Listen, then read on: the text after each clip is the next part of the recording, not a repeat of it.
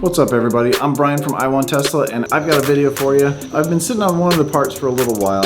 Ted sent them to me. Well, let me show you. It's a tail light to a Model 3. He took it apart. I didn't do this. He liked how I did on the front, on the fog lights, those sequential turn signals. Well, he bought one and he wanted me to add a light to this to see if I can do that.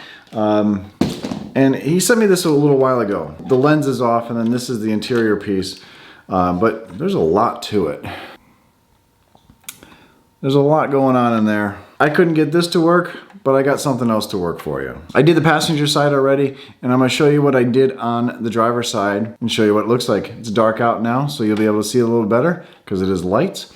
Well, not this light. It might not be for you, but the cool thing is with this, you can move these strips in any way you want, take them apart even, and do other things. I'm gonna show you how to hook them up and what they'll do. So it may look kind of weird here, but I have the ribbon strip just bent around and kind of wedged underneath the weather stripping to the bumper here. If you wanted to, you can take this and run it all the way down and the two can meet in the middle, kind of like one of those truck beds. I wanted to light up this gap here and this gap here when the light comes on, and it will also trigger when the turn signal's on. And I didn't have to take apart the light at all because he did that to his, and it pretty much he bought a used light, so he didn't destroy his factory light, but it pretty much destroyed the light.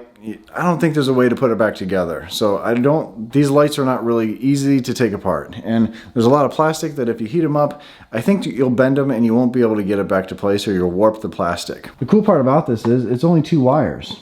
You only tap into 2 of the wires. And right back here, I gotta clean this up a little bit, but I was just testing it. There's 2 wires right into here. There's a black one and a red one that you hook up the yellow and the black to. That can vary between the different lights you might buy, and also sequential lights. These are not the sequential lights. This is just a red light. I just wanted a red light because it was a tail light. I didn't want anything to change colors or anything. I just wanted something to flash and stay on when I hit the brake light. Now that that side's done, let me show you how to do this side. So the tail light's right here, the charger is over here.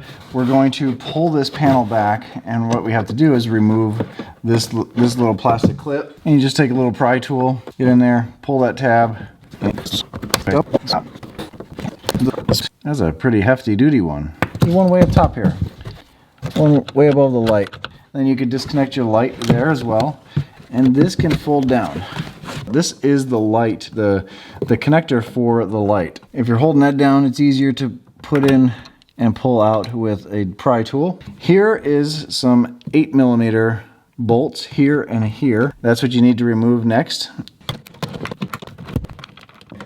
So after those 2 are off, you have to remove this next. And what that does, this piece up here, which you can adjust the height of the deck lid, lands right on there, so it gets a nice solid piece to land on, and you adjust the height from this one.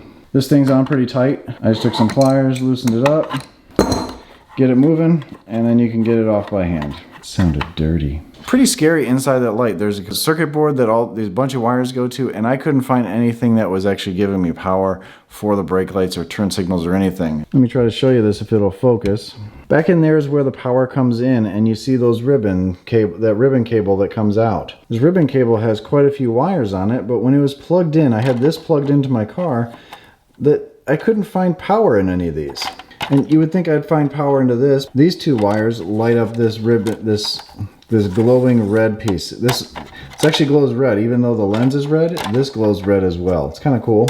That plugs into this right here, and I couldn't find any power out of this. There's only the 3 wires inside there, or the 3 pins right there. There is 4 wires. We're gonna tap into those wires before it goes into the light. And I'll show you what that looks like. So to test my theory, I'm gonna turn the turn signal on.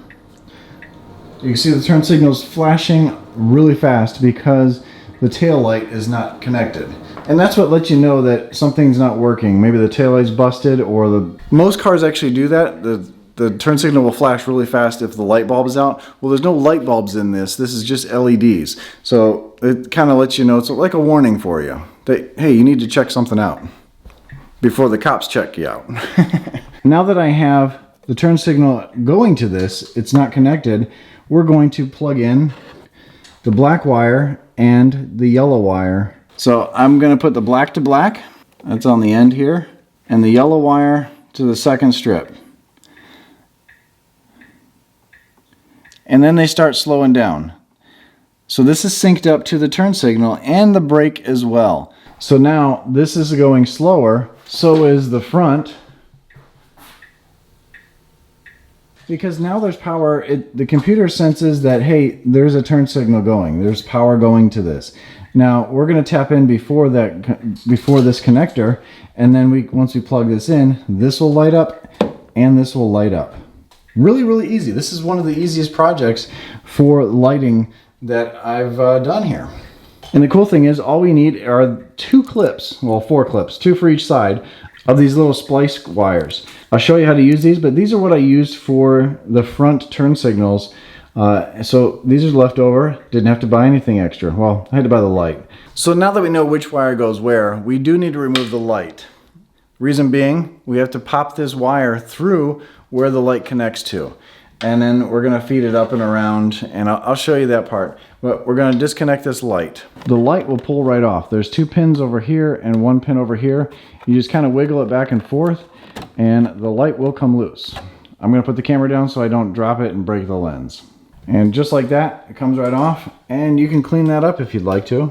I mean, I'm going to clean mine. You don't have to come over and clean mine. I'm going to do it. Besides, it'll be clean by the time you actually see this anyway, so there's no point coming over. Unless you want to hang out. I mean, it's up to you.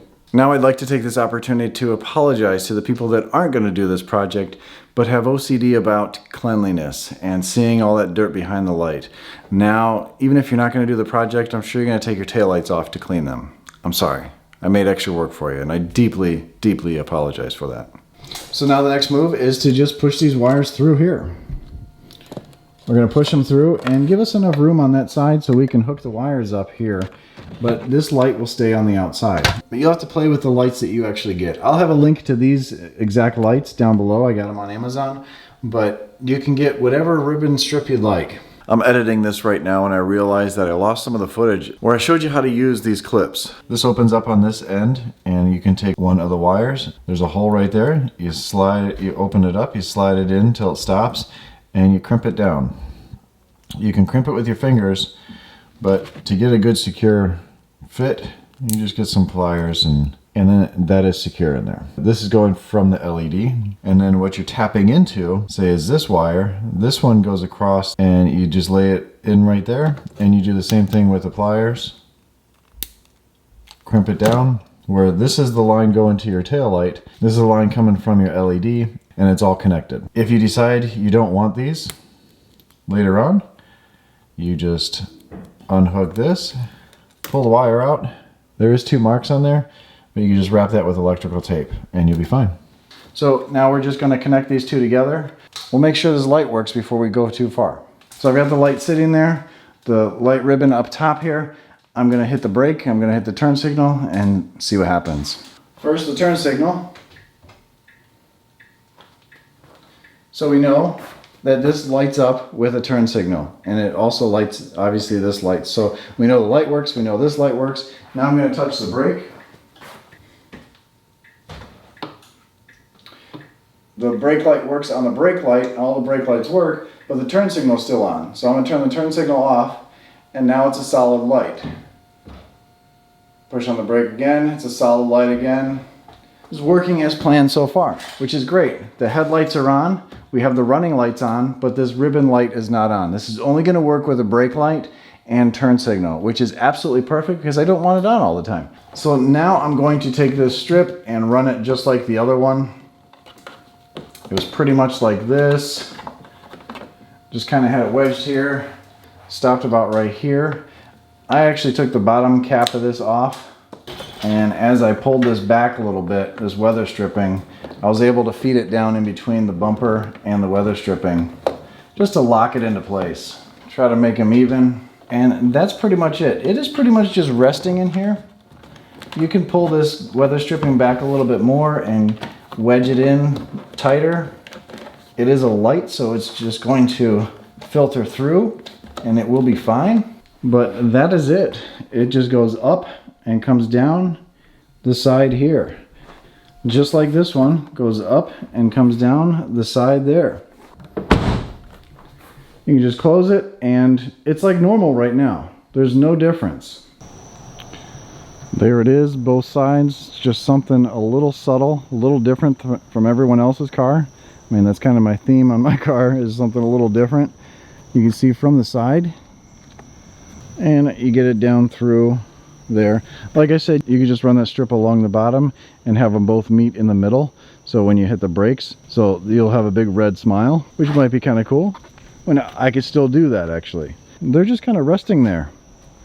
I didn't use any adhesive, so this is going to come right out, no problem. So I'll have links down below to everything I used on this. You guys can pick out different things on there because there's going to be other lights that you can get. If you want a different color, you want something else. I don't know exactly what's legal, but I know red's legal because of the brake lights. And if you do make something, do a short little video. Either put it on YouTube and let me know, or down below is our Twitter account. You can send me a message on Twitter, and I'd like to see what you guys come up with, because I know I'm not the only creative person. There's a ton of creative people out there that love to tinker and love to do this stuff. Speaking of that, stay tuned. I got a really cool video coming probably Monday, Tuesday, probably next week. I've got a really cool tinkering video that a lot of people are going to like. It's something that every EV is going to need soon. Till then, stay awesome. Well, till whenever. Till always. Stay awesome, stay positive, and I'll catch you on the next one.